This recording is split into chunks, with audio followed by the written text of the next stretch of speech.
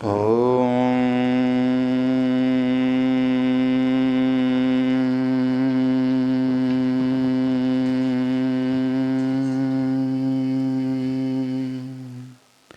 वर्तमान शासन नायक श्री महावीर भगवान की जय हो।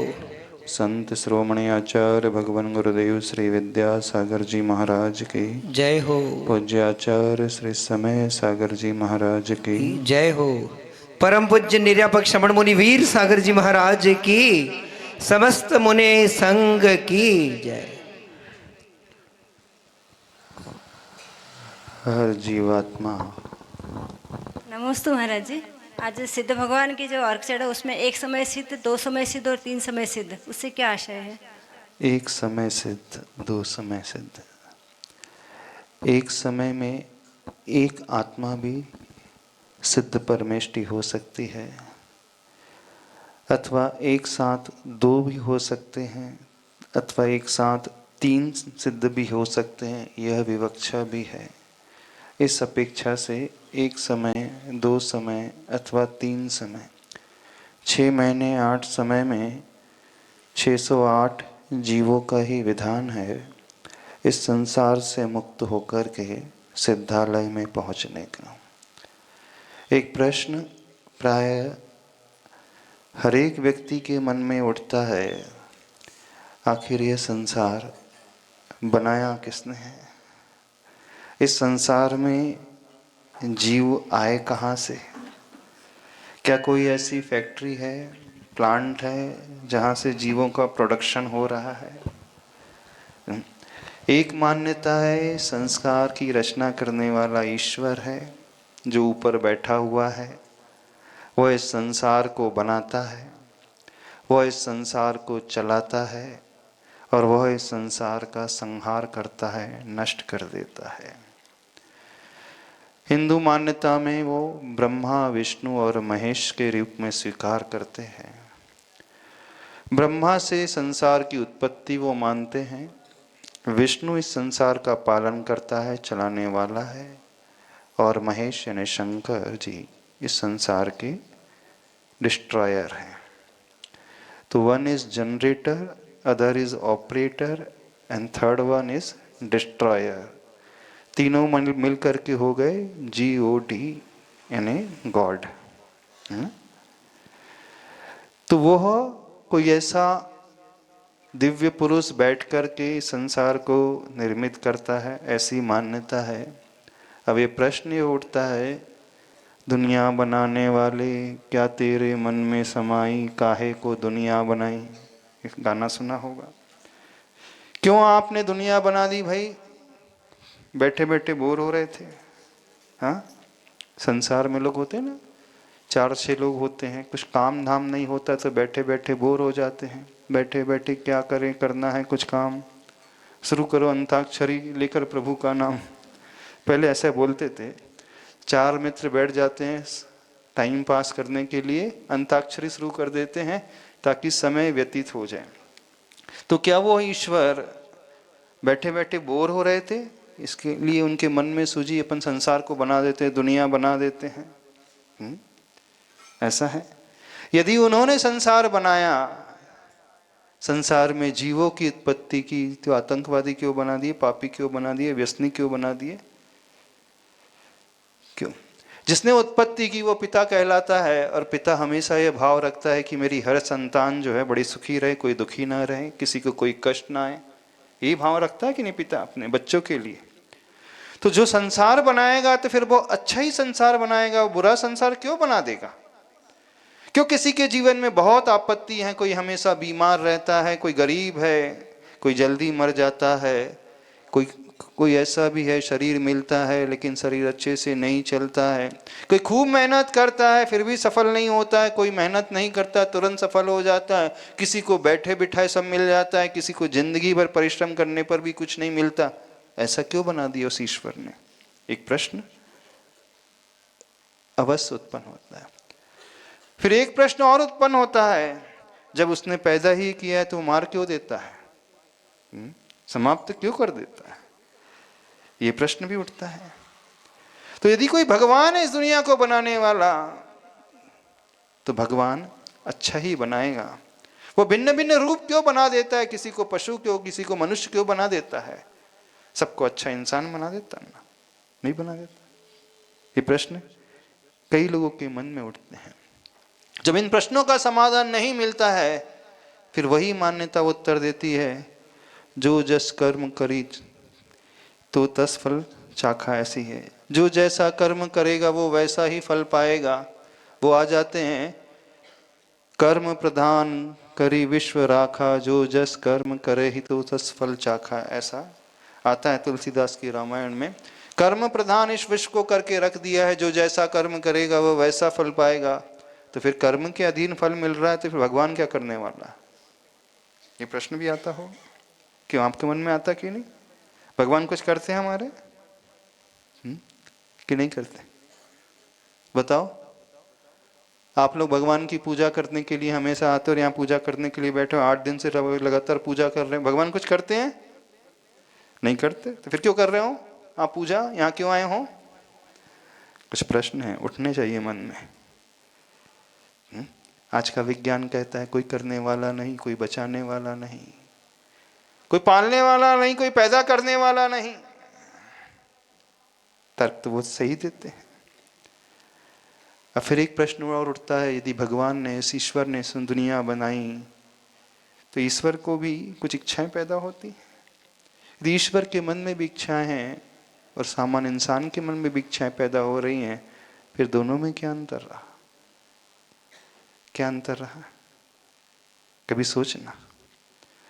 तो जो ये मेथोडोलॉजी चल रही है, अथवा जो एक थॉट प्रोसेस चल रही है कि दुनिया को बनाने वाला कोई ईश्वर है, ये सही बैठती हुई नजर नहीं आती। एक दूसरी थॉट प्रोसेस चलती है, वो बहुत ज़्यादा साइंटिफिक है, कि इस दुनिया को बनाने वाला कोई नहीं है। दुनिया को तो छोड़ दो, चलो हम आपके शरीर की बात ले लें। आपके शरीर में कौन है जो आपके भोजन को पचाता है?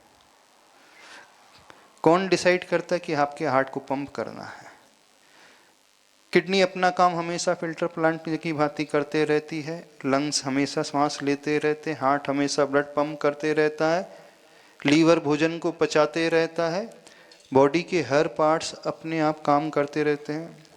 भगवान चला रहा है।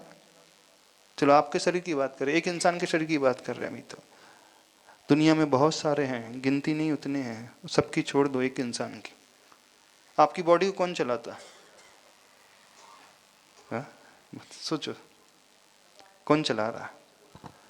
और तो और आपकी आंखों को कौन फड़का रहा है? पलक कैसे झपकती है? आपकी धमनियां कैसे धड़कती हैं? आपकी आर्टरीज और वेन्स कैसे ब्लड सप्लाई करते रहती हैं? कौन है आखिर उसे निर्देश देने वाला? सेल्फ रेगुलेटिव महाराज जी। हाँ? सेल्फ। नारियल का पेड़ देखा है? हाँ, नारियल देखे, उसमें नारियल डाब। चलो एक प्रश्न पूछते हैं, नारियल में पानी कौन भरता है? हाँ, नारियल के फल में, कोकोनट में पानी कौन भरता? पेड़ एकदम सॉलिड है, सॉलिड है ना? कि पेड़ के अंदर हॉलो पाइप्स हैं? पाइप है? नहीं है ना? तो वाटर सप्लाई कहां से हो जाता है उस फ्रूट में? कहां से? वेन्स। कहां से? वो जमीन से। कि ईश्वर उस पानी को भर रहा है उस फल में? नहीं, नहीं भरता है कि भरता है पानी? बताओ। वो पेड़ कैसे ग्रोथ को प्राप्त हो जाता है, कैसे बढ़ता है, कैसे उसमें पानी आ जाता है, कैसे फल बढ़ता है, फिर एक स्टेज के बाद फल की ग्रोथ रुक जाती है, ऐसा कैसे होता है? कौन डिसाइड करने वाला? कोई डिसाइड करने वाला नहीं। नेचर में जितने भी प्लांट्स हैं, जितने भी लिविंग बीइंग्स हैं, सब अपने आप चल रहे हैं। एक मान्यता और है कि एक ईश्वर एक है और उसी के अंश सब में मौजूद हैं। एक मान्यता है, एक ईश्वर है और उसी के पार्ट सब में मौजूद हैं। यदि एक है तो फिर एक सुखी होता तो सब सुखी हो जाना चाहिए, एक दुखी होता तो सब दुखी हो जाना चाहिए। तो ये जो थियरी है एकदम से समझ में नहीं आती। एक ईश्वर है, ईश्वर की हम संतान हैं, ईश्वर चलाने वाला, ईश्वर मारने वाला, ईश्वर पालने वाला है, ये बिल्कुल नहीं समझ में आती है। तो दूसरी थ्योरी चलती है, वो इस नेचर को अपने आप चलाने वाली मानती, कोई चलाने वाला नहीं, स्वयं ऑटो मोड में चलने वाली है। न कोई हमें पैदा करता है, न कोई हमें मार सकता है, और न ही कोई हमें बचा सकता है, कोई नहीं आता। हाँ, यदि पैदा करने वाले भी हम हैं, मारने वाले भी हम हैं, और चलाने वाले भी हम हैं, है ना। हम अपने आप के भगवान स्वयं हैं। कैसे हैं? हर व्यक्ति यहाँ गॉड है। कैसे है गॉड? बताओ आप लोग। कुछ हमारे भीतर अच्छे भाव जनरेट होते रहते हैं, उन अच्छे भाव का ऑपरेशन चलते रहता है, और बुरे भाव का डिस्ट्रक्शन होता है। तो जो अपने भीतर बुरे भाव को डिस्ट्रक्ट कर देता है, डिस्ट्रॉय कर देता है, वही डिस्ट्रॉयर हो जाता है, वही महेश बन जाता है। जब अच्छे भाव पैदा कर लेता है तो वही जनरेट करने वाला बन जाता है, क्रिएटर बन जाता है। और जब उसे मेंटेन रखता है, कंटिन्यूटी में बना करके रखता है, तो वही ऑपरेट करने वाला हो गया। तो हर आत्मा यहाँ पर अपने आप में जनरेटर, ऑपरेटर एंड डिस्ट्रॉयर है। यानी हर आत्मा यहाँ पर अपने आप में क्या है?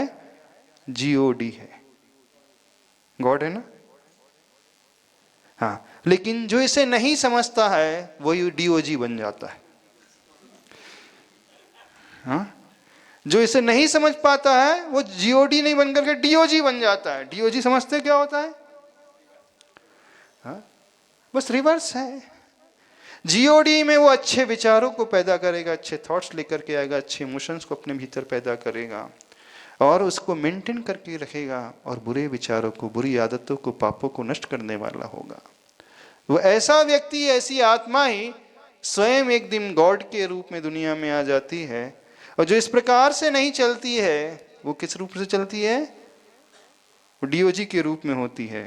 अर्थात वो अच्छे विचारों को तो नष्ट करता है और बुरे विचारों को कंटिन्यूटी में मेंटेन करते रहता है, और बुरे और पाप वाले विचारों को जनरेट करते रहता है। अच्छा? तो कहा जाता है ना, जो कुत्ता होता है उसकी पूंछ टेढ़ी की टेढ़ी रहती है। यदि कुत्ते की पूंछ को एक हॉलो पाइप में डाल दिया जाए, स्ट्रेट पाइप, और 12 साल तक एज इट इज रखा जाए, तो क्या होगा बताओ? 12 साल के बाद उसकी पूंछ को निकाला जाए पाइप से, क्या होगा? ऐसी रहेगी, अर्धचंद्राकार, सिद्ध शिला की आकार की। हाँ हाँ, सिद्ध शिला के आकार की रहेगी उसकी पूंछ। अरे 12 साल का पीरियड तो बहुत लंबा पीरियड होता है। 12 साल में तो कोई भी अच्छे से अच्छा सीधा हो जाता है, लेकिन कुत्ते की पूंछ टेढ़ी है कि टेढ़ी बनी रहती, सुधरती नहीं है। नहीं सुधरती ना। पाइप भी टेढ़ा नहीं होता, पाइप तो स्ट्रेट है। यदि लोहे का है मान लीजिए तो भी नहीं टेढ़ा होगा। आपने स्टील का पाइप है, नहीं होगा टेढ़ा, बिल्कुल एज इट इज बना रहेगा, वो बना रहेगा ना। पाइप में कुछ नहीं होगा। 12 साल तक भी पूंछ को पाइप में डाल करके रखा जाएगा तो वो एज इट इज बनी रहती ही नहीं है, उसमें बिल्कुल भी सीधापन नहीं आता।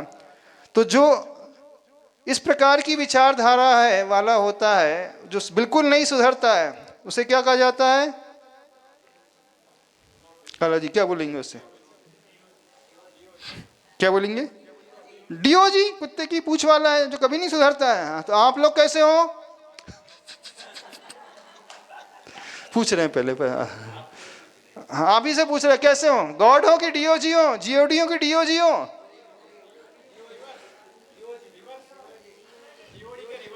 जीओडी के रिवर्स। तो बोलो ना सीधे डीओजी। माजे जीओडी है तभी तो बैठे हैं यहाँ करके सभी लोग। अच्छा, जीओडी हो इसका नहीं यहाँ बैठे हो? हाँ, वो तो तब पता चलेगा जब 8 दिन के बाद आप क्या करते हो। मंदिर में आकर के तो शैतान से भी शैतान इंसान भगवान बन जाता है। नहीं, पापी से पापी भी कितना भला बन जाता है ना। आप देखना, मंदिर में हर व्यक्ति बड़ा अच्छा हो जाता है, बहुत विनयशील हो जाता है, झुकता है प्रभु के चरणों में, कषाय नहीं करता, क्रोध नहीं करता, कुछ भी पाप नहीं करता, मंदिर में आकर के बहुत अच्छा इंसान बन जाता है। लेकिन बात तो तब है मंदिर से लौट करके जब वो पुनः अपने बिजनेस में जाता है, घर में जाता है, वहाँ कैसा रहता है। हाँ, तो यहाँ से लौट करके जाओगे तो कैसे रहोगे आप? जैसे आए थे वैसे कि कुछ बदल करके जाओगे? बोलो, जैसे आए थे वैसे जाओगे कि कुछ बदल के जाओगे? पूंछ टेढ़ी रहेगी कि सीधी हो जाएगी पूंछ आप लोगों की? हाँ, पूंछ टेढ़ी की टेढ़ी रहेगी कि सीधी हो जाएगी? बताओ तो सही, क्या है? बहुत पहले एक मूवी आई थी, उसका टाइटल बड़ा गजब का था, हम नहीं सुधरेंगे। शायद देखा होगा आप लोगों ने, सुना भी होगा, उसका टाइटल तो सुना होगा। क्या नाम था, क्या टाइटल था उसका? हम नहीं सुधरेंगे। बढ़िया टाइटल है ना? तो आप लोग भी ऐसे हो? कैसे हो बताओ? हर आत्मा के भीतर, हर इंसान के भीतर जीओडी की क्षमता है, गॉड बनने की क्षमता है। वो स्वयं अपना निर्माण करने वाला है, स्वयं अपने भीतर पापों को समाप्त करने वाला है, व्यसनों को नष्ट करने वाला है, वो स्वयं गलतियों को दूर करने वाला है। तो पहले डिस्ट्रक्शन होता है, उसके बाद कंस्ट्रक्शन होता है। ऐसी है कि पहले कंस्ट्रक्शन होगा फिर बाद में डिस्ट्रक्शन होगा। क्या होगा बताइए? पहले डिस्ट्रक्शन कि पहले कंस्ट्रक्शन? यदि हमें भगवान बनना है तो पहले तो डिस्ट्रक्शन होना होगा। हाँ? अपने भीतर जो भी है भरा हुआ है, कचरा है, पाप है, बुराइयां हैं, उन्हें डिस्ट्रक्ट करना पड़ेगा, उन्हें डिस्ट्रॉय करना पड़ेगा। तब कहीं जाकर के फिर नया कंस्ट्रक्शन अच्छा होगा, नया निर्माण होगा, एक ऐसा भवन बनेगा जो बहुत सुंदर होगा। तो जिसके भीतर ये विचारधारा आ जाती है, जन्म ले लेती है, वो व्यक्ति डॉग से गॉड की ओर चलने वाला हो जाता है। और जो ये नहीं सोच पाता, वो डॉग से कहां पहुंच जाता है? कि डॉग ही रहता है? डॉग ही रहता है कि डॉग से और निचले स्थान में चला जाता है, और भी नीचे चला जाता है। जितना था वो भी नहीं रह पाता है, उससे भी वो खो देता है। तो हम कह रहे थे बात, इस दुनिया को बनाने वाला कोई ईश्वर है, ये थ्योरी डाइजेस्ट अच्छे से नहीं होती है, समझ में नहीं आती है। तो दूसरी थ्योरी है, there is no one who is creator here, everything is automatically created here. कोई क्रिएटर नहीं है, अपने आप सब क्रिएटेड हैं, बनी बनाई हैं। और जहां क्रिएटर नहीं होता है उसका नाश भी नहीं होता है, समाप्त भी नहीं होता है। तो एक थ्योरी है जो पूरी विज्ञान के एकदम करीब है, और वह थ्योरी है जैनिज्म की थ्योरी। हिंदू थ्योरी एक एरिस्टोक्रेटिक थ्योरी है, वहाँ एक एरिस्टोक्रेट की कल्पना है, एक ईश्वर की कल्पना है। और जैन थ्योरी है डेमोक्रेटिक है, हर इंसान, हर आत्मा यहाँ पर परमात्मा की क्षमता को रखता है। जैसे वो ईश्वर है, हम भी ईश्वर हैं, आप भी ईश्वर है, कोई भी ऐसा नहीं है जो ईश्वर ना हो। जब हम इस बात को समझते हैं तभी हमारे भीतर ये भाव जागृत होता है, अरे हम हैं तो ईश्वर, हम हैं तो गॉड, लेकिन हम डॉग बनकर के क्यों भटक रहे हैं संसार में। जिसे ये भान हो जाता है, जिसे समझ आ जाती है कि मैं हूं क्या और कर क्या रहा हूं, बस वहीं से उसकी चेतना जागृत हो जाती है। एक उदाहरण बताते हैं। एक भिखारी था, चौराहे पे बैठ करके हमेशा भीख मांगता था, और उसका चौराहा निश्चित था, एक स्थान था। उस चौराहे पे आकर के वो एक कपड़ा बिछाता और सवेरे से लेकर शाम तक भीख मांगता, और शाम को जितना कलेक्ट कर लेता, जितना उसे भीख में मिल जाता, लेकर के चला जाता, अपना पेट भरता, परिवार का पालन पोषण करता। और भीख मांगते मांगते उसे 50 वर्ष हो गए, वृद्ध हो गया। एक दिन क्या होता है, उम्र उसकी अधिक हो गई थी, तो जिस स्थान पर वो भीख मांगता था वहीं उसका मरण हो जाता है।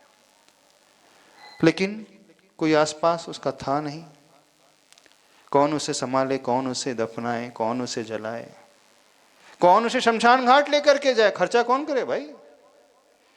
तो आसपास के लोगों ने सोचा यहीं भीख मांगता है, क्यों ना यहीं खोद करके उसे दफना दिया जाए। तो जहां वो भीख मांगता था उस स्थान की खुदाई शुरू की गई और हार्डली 4 फीट खुदाई की गई तो वहीं पर सोने के घड़े मिलते हैं। 4-4 सोने के घड़े मिलते हैं और लोग देख करके आश्चर्य रह जाते हैं।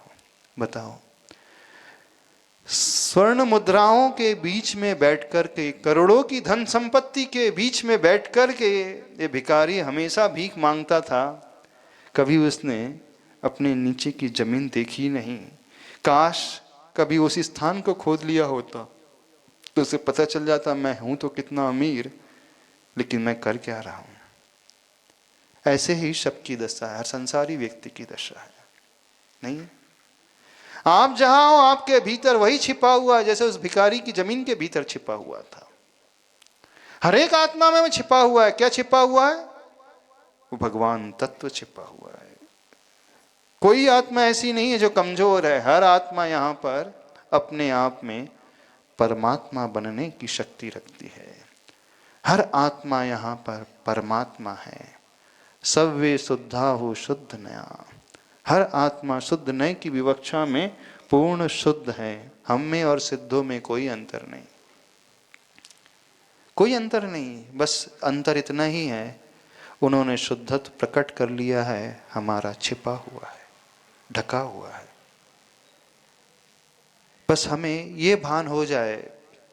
तो शुद्धत्व अथवा सिद्धत्व हमें कहीं से इन्वेंट नहीं करना है, हमें सिर्फ डिस्कवर करना है।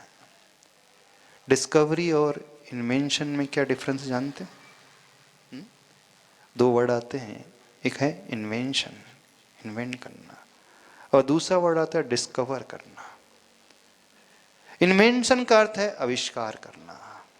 आविष्कार उसका होता है जो संसार में था नहीं, टेक्नोलॉजी के माध्यम से वो प्रोडक्ट दुनिया में आ गया। मोबाइल फोन थे नहीं पहले, आविष्कार हुआ। इलेक्ट्रिसिटी थी नहीं, बल्ब था नहीं, आविष्कार हुआ, इन्वेंशन हुआ। और डिस्कवरी का अर्थ होता है जो थी वस्तु संसार में है लेकिन वह गुम हो चुकी है, हमें उसे खोजना है। तो डिस्कवर में खोजा जाता है और इन्वेंशन में आविष्कार किया जाता है। तो ऐसा नहीं है कि सुख हमारे भीतर है नहीं, सुख का हमें आविष्कार करना, हमें इन्वेंट नहीं करना है, सुख को हमें खोजना है। और हर व्यक्ति के, हर आत्मा के भीतर वह सुख मौजूद है, शुद्धत्व मौजूद है, सिद्धत्व मौजूद है, भगवत पद मौजूद है।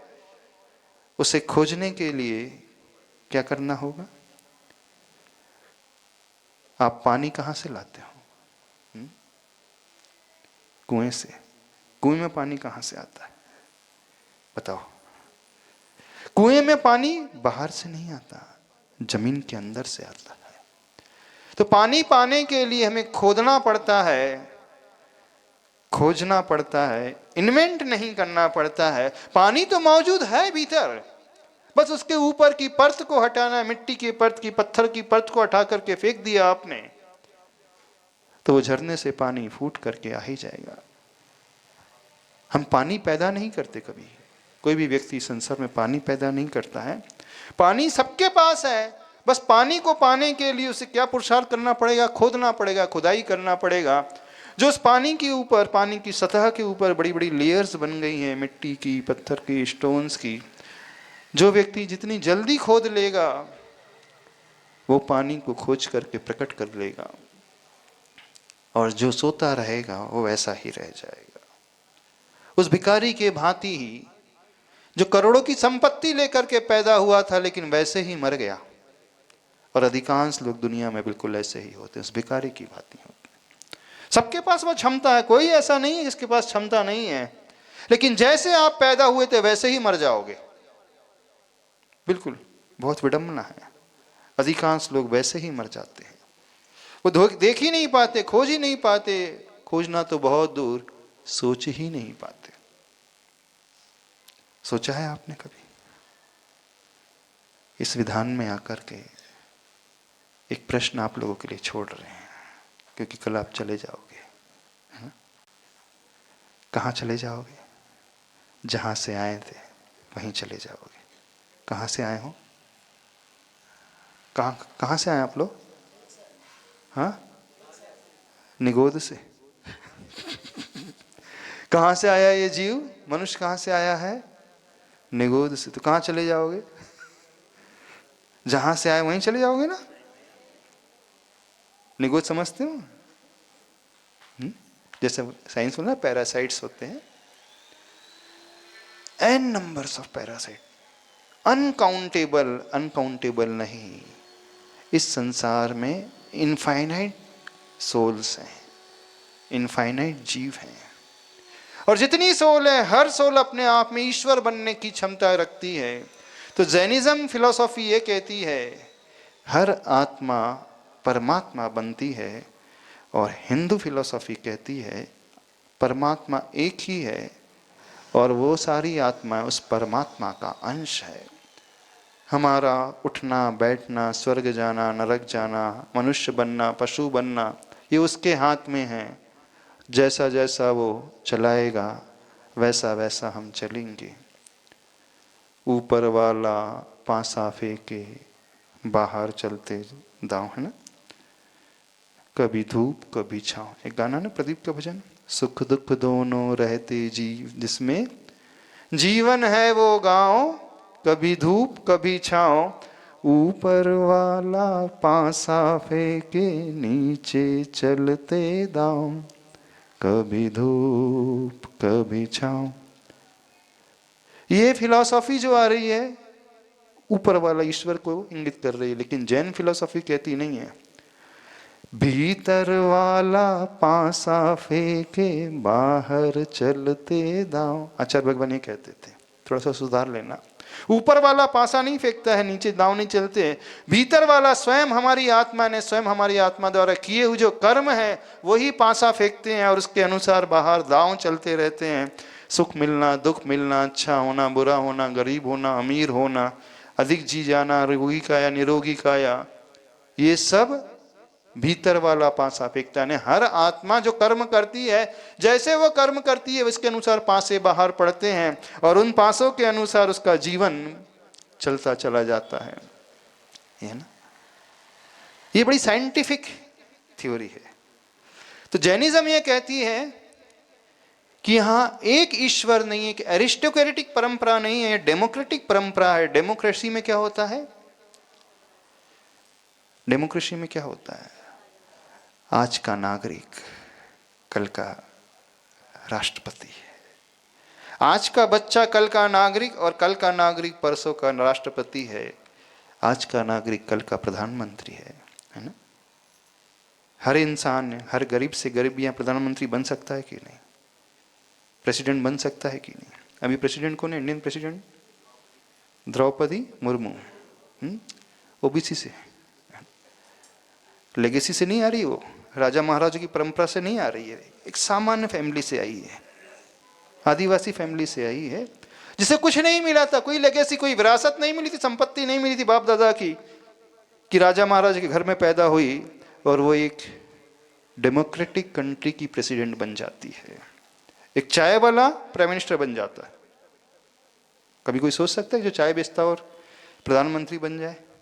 तो डेमोक्रेसी का ये एक चमत्कार है कि हर एक व्यक्ति के पास वो क्षमता है, वो चाहे तो पीएम भी बन सकता है, चाहे तो प्रेसिडेंट भी बन सकता है। जैन थ्योरी जो है पूरी पूरी डेमोक्रेटिक है। वो ये कहती है हर आत्मा, मनुष्य ही नहीं, चींटी की आत्मा भी भगवान बन सकती है, पशु की आत्मा भी भगवान बन सकती है, वो लोमड़ी सियार की आत्मा भी भगवान बन सकती है, और बन गई। पशु मनुष्य बैठे रह गए, वो सियार जिसने सिर्फ एक नियम लिया था, रात्रि भोजन त्याग का, अगले भाव में क्या बन गया? वही सियार प्रीतिंकर के रूप में जन्म लेता और मोक्ष चला जाता है। पढ़ा है आपने आगम शास्त्र पढ़े? एक कथा आती है सियार की। सियार अपने जीवन में एक नियम लेता है, मुनिराज का प्रवचन सुनकर के एक नियम ले लेता है कि मैं रात्रि में चारों प्रकार का आहार का त्याग करता हूं। आप लोगों के भी तो नियम होंगे ना? कोई नॉनवेज तो नहीं खाता, कोई तंबाकू तो नहीं खाता, गुटखा गुटखा आरएमडी, माणिक चंद, गोवा, और कौन सा विमल, तुलसी, कौन से खाते हो? तानसेन। तो कम से कम इतना तो यहाँ बदल जाओ। हाँ, तंबाकू को छोड़ करके जाना, स्मोकिंग छोड़ करके जाना, ड्रिंक छोड़ करके जाना। कितने लोग नियम लेने को तैयार हैं?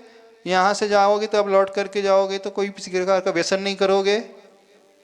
हाँ, अल्कोहल का सेवन नहीं, सिगरेट का नहीं, बीड़ी का नहीं। वैसे आज के ज़माने में बीड़ी तो कोई पीता नहीं, सब स्टैंडर्ड वाले हैं। स्टैंडर्ड वाले हैं ना। हाँ, बीड़ी नहीं पीते होंगे। क्या पीते हैं काला जी? क्या पीते हैं? सिगरेट। सिगरेट पीते हो आप? अच्छा, आप नहीं पीते। हाँ, देसी तो कोई पीता ही नहीं होगा आज के ज़माने में, है ना। देसी तो कोई पीता ही नहीं होगा। कौन सी पीते हैं?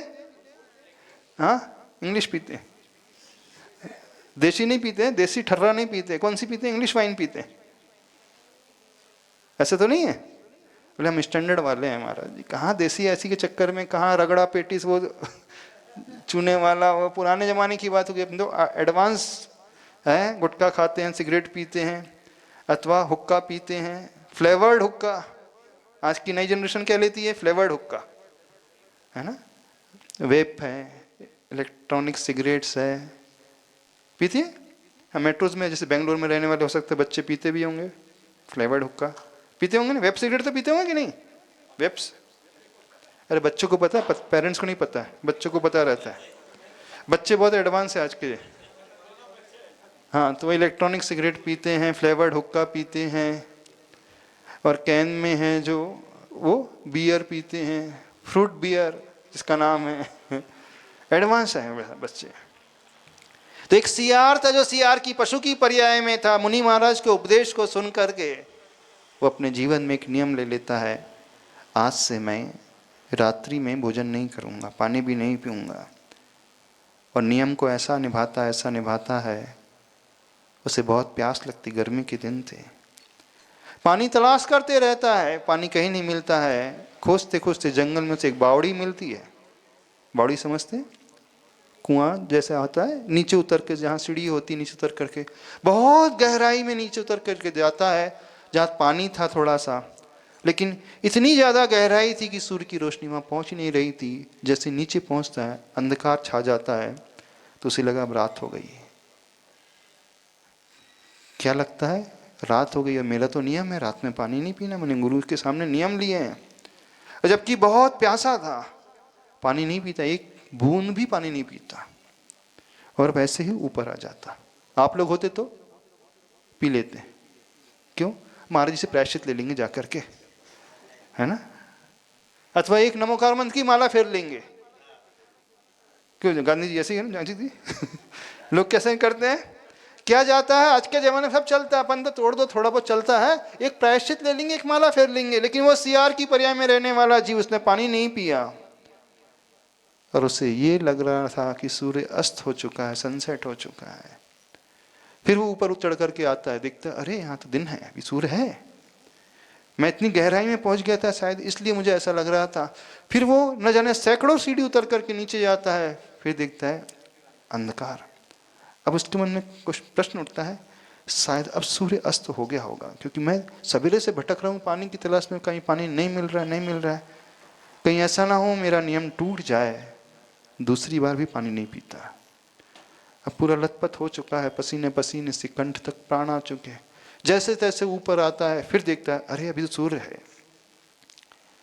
दिमाग नहीं लगाया उसने, बेवकूफ ने, है ना। आप होते तो थोड़ा दिमाग लगा लेते, कैलकुलेट कर लेते हैं। इतना समय नीचे उतरने में लगा है, तभी सनसेट नहीं हुआ करता तो दिन ही होगा, यहाँ भले अंधकार है तो पी लेते। लेकिन उसने बुद्धि नहीं लगाया। तीसरी बार फिर पहुंचता है, फिर अंधकार थोड़ा सा और घना हो जाता है। अब उसके मन में पक्का विश्वास होता, अब तो सूर्य अस्त हो ही गया होगा। पानी नहीं पीता है और ऊपर आता है। ऊपर आते आते उसके प्राण निकल जाते हैं, मर जाता है। एक पशु जो एक बार नियम लेता है, उसे पालता है, प्राण भले ही चले जाते लेकिन उसने नियम नहीं तोड़ा। और अगले भाव में राजा के एक बहुत बड़े नगर श्रेष्ठी के यहाँ जन्म लेता है, जिसका नाम प्रीतिंकर रखा जाता है, क्योंकि उसे देखते ही, उस बच्चे को देख करके सबको प्रीति उत्पन्न होने लगी थी। इतना सुंदर बच्चा, इतना प्यारा बच्चा था कि जो उसे देखता सबके मन में प्रेम का भाव जागृत हो जाता, प्रीति का भाव जागृत हो जाता। हर व्यक्ति उससे प्रभावित था, तो इसलिए माता पिता ने उसका नाम ही प्रीतिंकर रख दिया, और उसी भाव से दीक्षा लेकर के मोक्ष चला जाता, भगवान बन जाता है। पढ़िए, कथा नहीं पढ़ी, कहानी नहीं पढ़ी, स्टोरी पढ़ लेना वो स्टोरी। यानी हम ये बताना चाह रहे हैं कहाँ पशु की पर्याय में और कहाँ भगवान की पर्याय में ईश्वर बन गया वो स्वयं। तो जैन फिलॉसफी ये कहती है हर आत्मा, चाहे भले भी वो मनुष्य की पर्याय में हो अथवा पशु की पर्याय में हो, आज की आत्मा कल की परमात्मा बन सकती है। हर एक के पास एक क्षमता मौजूद है। इसलिए जैन फिलॉसफी एक डेमोक्रेटिक फिलॉसफी है। यहाँ कोई नीचे नहीं रहेगा, हर व्यक्ति ऊपर उठ सकता है, और इतना ऊपर जितने तीर्थंकर पहुंचे उतने ही ऊपर। जितने भी सिद्ध बन गए वो आत्मा उन सिद्धों के साथ बैठ जाती है बजा करके। फिर उनमें कोई पार्शलिटी नहीं कि सीनियर है या जूनियर है। ये तो लेटेस्ट आए, अभी आए, तो इस कारण जूनियर सीनियर सिद्ध हो गए। पहले वाले सीनियर है तो रैगिंग लेंगे, जैसे कॉलेज में होता है। ऐसी कोई रैगिंग नहीं चलती है वहां पर। और विशेषता देखना, जहां पुराने सिद्ध रहते हैं वहीं वो नई सिद्ध आत्मा भी उसी स्थान में जाकर के समाहित हो जाती है। एक माही नेक राजे, एक माही अनेक सिद्ध हो जाते हैं, यानी कोई भेदभाव नहीं। उन्हीं के आत्मा के प्रदेश, पुराने सिद्धों की आत्मा के प्रदेश में समाहित हो जाते हैं, लेकिन अस्तित्व फिर भी सबका भिन्न भिन्न होता है, वो अरूपी आत्मा होती है। तो हम ये कह रहे थे इस संसार में कितने जीव मौजूद हैं, कितनी सोल्स हैं ऐसी, इन्फिनिटी को लिए हुए, इनफाइनाइट। तो हर 6 महीने 8 समय में 608 जीव जो हैं वो सिद्ध हो जाते हैं, और सिद्ध अनादिकाल से होते चले जा रहे हैं और भविष्य में भी होते चले जाएंगे। यानी एवरी 6 मंथ में 608 जीव कम होते चले जाएंगे, लेकिन कभी भी संसार खाली नहीं होगा। क्यों? इन्फिनिटी माइनस 600 कितना होगा बताना? इन्फिनिटी में से 600 मैंने माइनस कर दिया, डिडक्ट कर दिया, कितना बचेगा? इन्फिनिटी रहता है, वो कभी कम नहीं होगा। जैसे सूर्य होता है, सूर्य क्या है? अक्षय स्रोत है ऊर्जा का। सूर्य के भीतर जो एनर्जी है इन्फिनिटी को लिए हुए। सूर्य से हमेशा एनर्जी मिल रही है, सोलर एनर्जी मिल रही है, लेकिन कभी ऐसा नहीं हो कि सूर्य की एनर्जी समाप्त हो जाए। समाप्त होगी? नहीं होगी। तो सूर्य जो है इनफाइनाइट सोर्स ऑफ एनर्जी माना जाता है, वो कभी अनंत ऊर्जा का भंडार माना जाता है, वो कभी क्षय को प्राप्त नहीं होगा। ऐसे ही संसार में इतने जीव हैं, भले ही 6 महीने में और 8 समय में 608 जीव इस संसार को छोड़ करके सिद्ध बनते चले जाते हैं, फिर भी ये संसार कभी खाली नहीं होगा। ऐसा नहीं कि किसी प्रोडक्शन हाउस में अथवा किसी फैक्ट्री में इन जीवों का प्रोडक्शन हो रहा है, जैसे कार का प्रोडक्शन होता है, और हर 6 महीने में कार मार्केट में ऐसे चली जाती हैं, तो हर 6 महीने में निगोद से निकल करके 608 जीव जो हैं इस त्रस राशि में आ जाते हैं, वो कभी निगोद समाप्त नहीं होंगे। यानी एक जीव में भी इतने जीव मौजूद हैं। एक निगोदिया शरीर में कितने हैं? तो अनंतानंत आत्माएं मौजूद हैं। और इस संसार में कैसे इतने कितने शरीर वाले जीव हैं? तो असंख्यात, अनकाउंटेबल। बॉडीज तो अनकाउंटेबल है, लेकिन सोल इनफाइनाइट है। अब एक डाउट कई लोगों के मन में आता है, थोड़ा सा कंसेप्ट क्लियर कर दे रहे। कौन सा डाउट आता है? संसार का जो रचना है 3 लोक प्रमाण है, 343 घन राजू प्रमाण है। अब इतने लिमिटेड एरिया में इन्फिनिटी को लिए हुए सोल कैसे आ जाएंगी? जैसे यहाँ 50 बल्ब जल रहे हैं, 100 बल्ब और जला दिए जाए तो उसी स्थान में अन्य बल्ब का भी प्रकाश समाहित हो जाता है कि नहीं? अलग से उसको स्पेस नहीं लगता। ऐसे ही हर आत्मा के पास, हर बॉडी में इतनी क्षमता है कि हर बॉडी के भीतर इनफाइनाइट जीव रह रहे हैं। हमारे शरीर में भी कितने ऐसे निगोदिया जीव, कितने बैक्टीरियाज हैं? साइंस बोलता है अनकाउंटेबल, बिलियंस ट्रिलियंस की बात करता है, लेकिन जैन साइंस कहता है इनफाइनाइट बैक्टीरियाज हैं, इनफाइनाइट जीव हैं। साइंस जिसे पैरासाइट्स कहता है, नहीं, वो दूसरी की बॉडी को लेकर के जीते हैं, उनका अपना कोई शरीर नहीं होता है, उसी के शरीर में रहते हैं और उनका शरीर चलता है तो उनका भी चलेगा। यदि हम जीवित रहेंगे तो वो भी जीवित रहेंगे, हम मर जाएंगे तो वो भी मर जाते हैं। हम श्वास लेते तो उनकी भी श्वास आ जाती है, हम भोजन करते तो उन्हें भोजन मिल जाता है, हम भूखे रहते तो वो भी उपासे रह जाते बेचारे। यानी उनका खाना पीना हमारे खाने पीने पर आधारित है, उनका जीवन हमारे जीवन पर आधारित है। तो ये एक फिलॉसफी है, इस फिलॉसफी को समझे। इस फिलॉसफी जैन फिलॉसफी के अनुसार कोई भी ऐसा ईश्वर नहीं है जो इस संसार को चलाता है, कोई भी ऐसा क्रिएटर नहीं है जिसने इसे क्रिएट किया है, कोई भी ऐसा डिस्ट्रॉयर नहीं है जो इसे डिस्ट्रॉय करता है, और ना ही कोई ऑपरेटर है। तो एवरी सोल इज इटसेल्फ अपने आप में जीओडी है, यानी गॉड है, यानी वो स्वयं जनरेट करने वाली, स्वयं ऑपरेट करने वाली और स्वयं डिस्ट्रॉय करने वाली है। बस गॉड वह बनता है जिसके भीतर एक समीचीन दृष्टि पैदा हो जाती है, सही दृष्टि पैदा हो जाती है। और जहाँ सही दृष्टि पैदा हो जाती है तो वो सम्यक दृष्टि जीव कहलाता है। सही दृष्टि का अर्थ है जिसके भीतर सही फेथ पैदा हो जाता है, सही विश्वास पैदा हो जाता है। जब तक वो सही श्रद्धा, सही विश्वास पैदा ना हो तो ये जीव विपरीत दृष्टि वाला, यानी मिथ्या दृष्टि बना रहता है। और जिस दिन उसे सही विश्वास पैदा हो जाता है उसी दिन से वो सम्यक दृष्टि बन जाता है। और सम्यक दृष्टि जीव वो होता है जो अपने भीतर बैठी हुई आत्मा के भीतर बैठे हुए परमात्मा को पहचान लेता है, प्राप्त नहीं कर रहा। वो उस भिखारी की भांति नहीं है जिसे पता नहीं है, वो उस व्यक्ति की भांति है जिसे पता चल गया कि मैं जहाँ बैठा हूँ उस जमीन के नीचे करोड़ों की स्वर्ण मुद्राएं मौजूद हैं, इतना धन मेरे पास है। बस सारा खेल उस पहचान से शुरू होता है, सारा खेल उस सम्यक दृष्टिपने से पैदा होता है, सारा खेल उस समीचीन दृष्टि से पैदा होता है, सारा खेल उस विश्वास से पैदा होता है।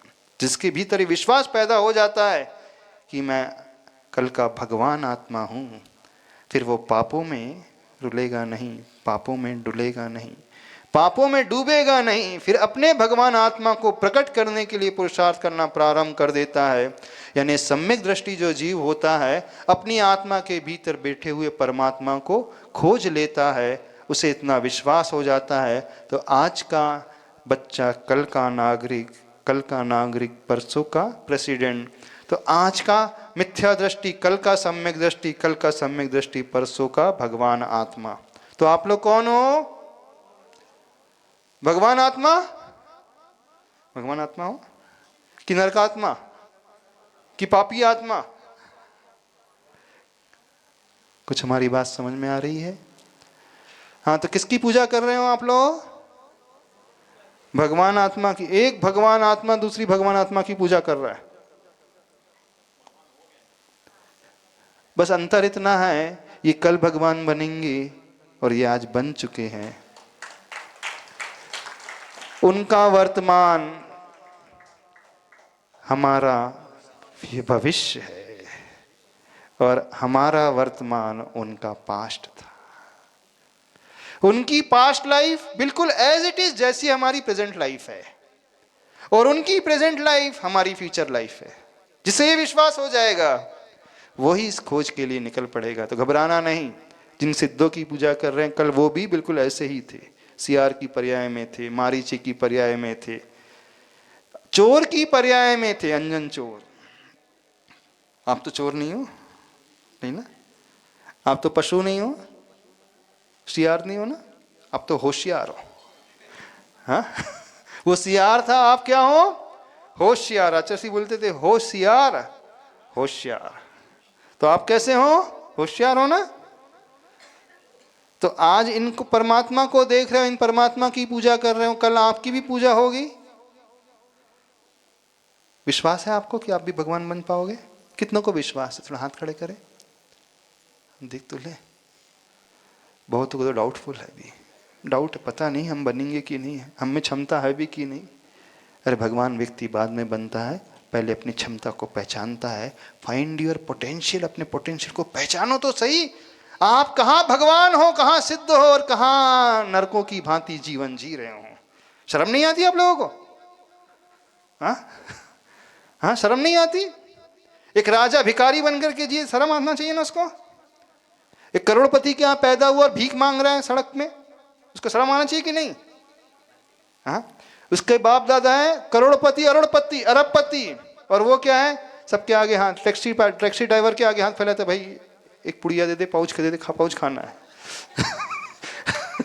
हाँ?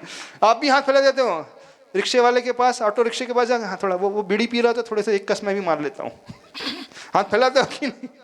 वो तम्बाकू खाता और आपको भी लत लगी हो तो उसके आगे हाथ फैला देते हो कि नहीं?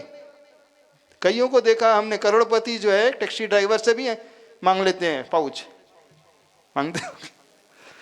मांगते हो ना? देखो, तो शर्म आना चाहिए आप लोगों को, लानत है आप लोगों पर। भगवान आत्मा होकर के पापात्मा बन करके जीवन जी रहे हो, तब क्या बनना है?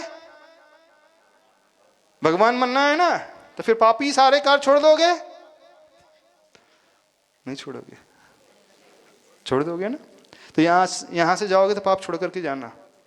कितने लोग पाप छोड़ने को तैयार हैं? हाथ खड़े करें। कौन सा पाप? हिंसा का पाप, चोरी, वेश्यागमन, नहीं, कुशील रूपी पाप तो छोड़ दोगे कि नहीं? कुशील का त्याग है सबका, नहीं है? यानी श्रावक का कुशील का त्याग का अर्थ है सदार संतोष व्रत, यानी अपनी पत्नी तक ही सीमित रहना। अपनी वाइफ को छोड़ करके अन्य नारियों के प्रति बहन की, माँ की अथवा पुत्री की दृष्टि रखना, और महिलाओं के लिए अपने पति को छोड़ करके सब पुरुषों के प्रति भाई की, पिता की अथवा बेटे की दृष्टि रखना। ये तो नियम सबका होगा ना? सदार संतोष व्रत है कि नहीं? कितनी शादी हुई यहाँ की? आप यहाँ जितने बैठे हैं सबकी एक ही है? ऑफिशियली तो एक ही होगी, अनऑफिशियल कितनी है? वैसे सौधर्म की बहुत सारी होती हैं। हाँ, सौधर्मेंद्र की बहुत सारी होती हैं। कामदेव, श्रीपाल कामदेव थे, उनकी बहुत सारियां थी। हाँ, कामदेव की बहुत सारी रानियां होती हैं, हजारों की संख्या में। देवों के भी मिनिमम 32 तो होती है एक की। कोई भी देव को ना 32 तो होगी कम से कम, और सौधर्मी तो लाखों में चली आती है। तो ऑफिशियली कितनी है आप लोगों की? सबकी एक ही है। अनऑफिशियली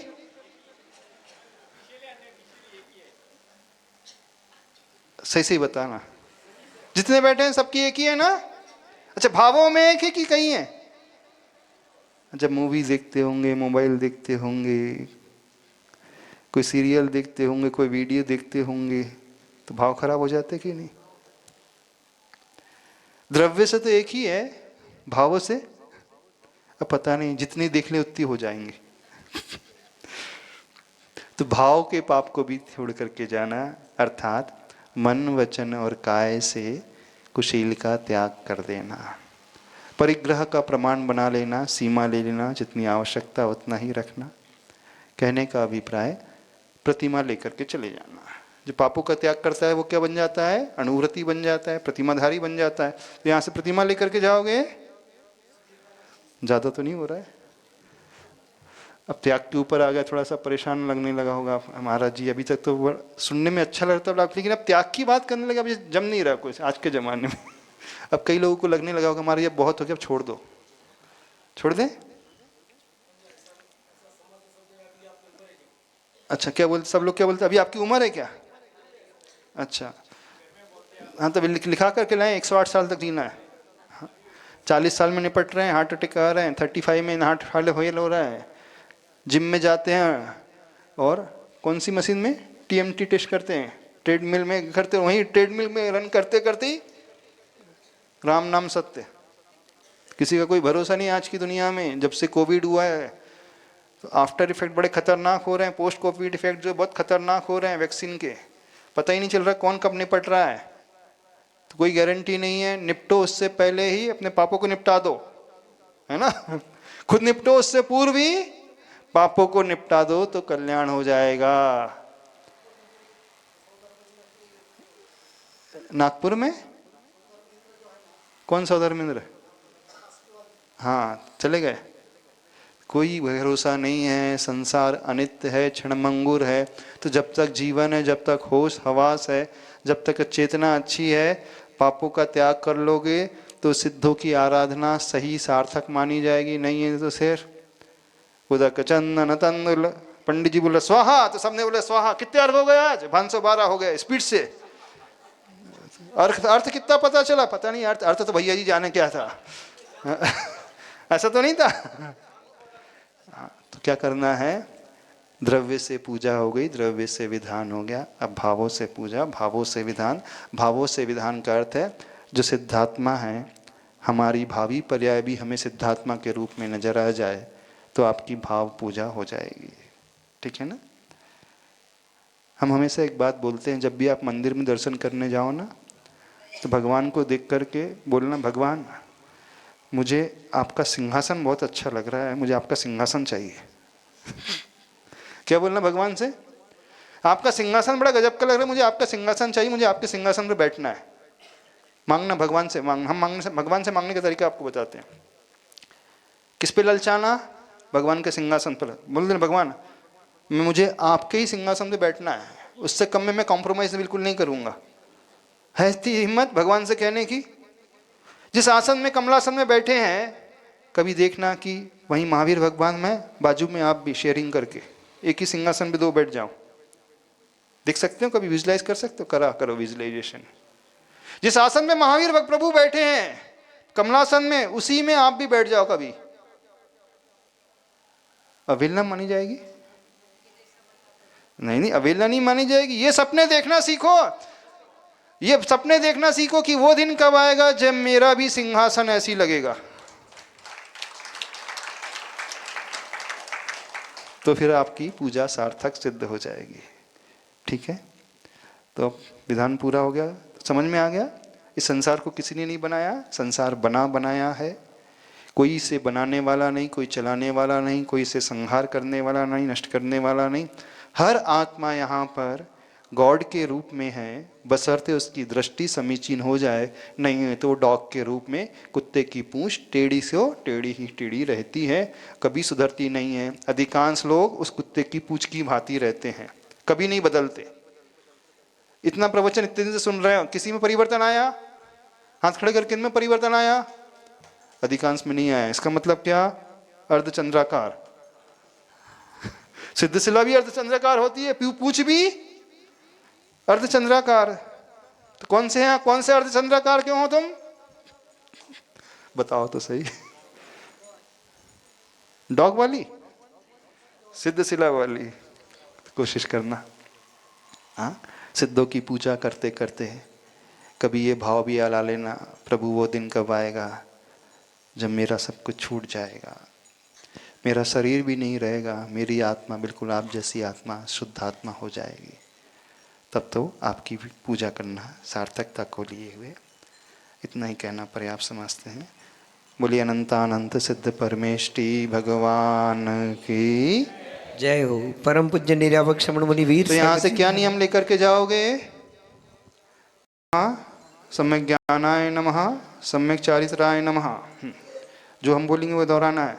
मैं कुत्ते की पूंछ नहीं हूं। बोलो, मैं कुत्ते की पूंछ नहीं हूं। अरे कोई बोल ही नहीं रहा। बोलो, जोर से बोलो।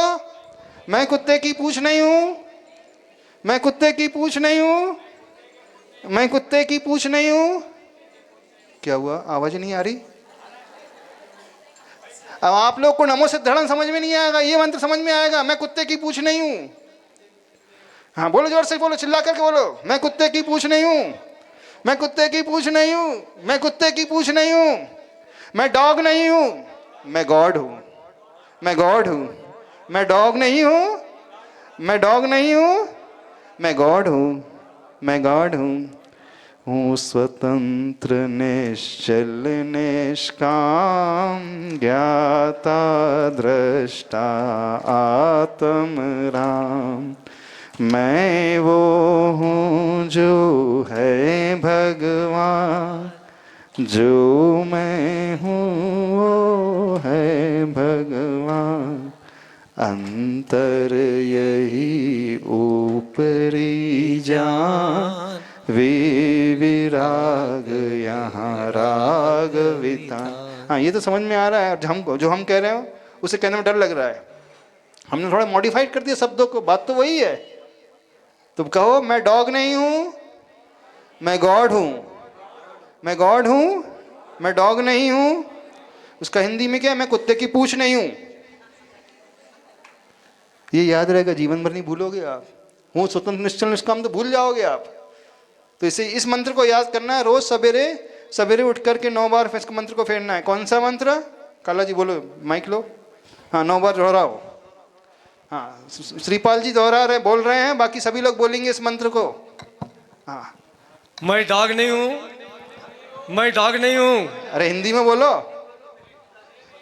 मैं कुत्ते की पूंछ नहीं हूँ, जोर से बोलो। मैं कुत्ते की पूंछ नहीं हूँ, और जोर से बोलो। मैं कुत्ते की पूंछ नहीं और हूँ, जोर से बोलो। मैं कुत्ते की पूंछ नहीं और हूँ, जोर से बोलो। मैं कुत्ते की पूंछ नहीं हूँ, और जोर से बोलो। मैं कुत्ते की पूंछ नहीं हूँ, 6 बार हुए। हाँ अभी 7वीं बार बोलो। मैं कुत्ते की पूंछ नहीं हूँ, मैं कुत्ते की पूंछ नहीं हूँ, मैं भगवान आत्मा हूँ, हाँ मैं परमात्मा हूँ, मैं बहुत परमात्मा अच्छा, हूँ। बहुत अच्छा। बोलिए अनंत अनंत सिद्ध परमेष्टि भगवान की जय। जय हो, निर्यापक श्रमण मुनि श्री वीर सागर जी महाराज की जय हो। समझ में आ गया? सबको ही आ गया समझ में? आप कौन हो? गॉड की डॉग? गॉड गॉड हाँ, गॉड। बहुत अच्छा। अब गॉड बोल रहे तो गॉड बन के भी दिखाना है।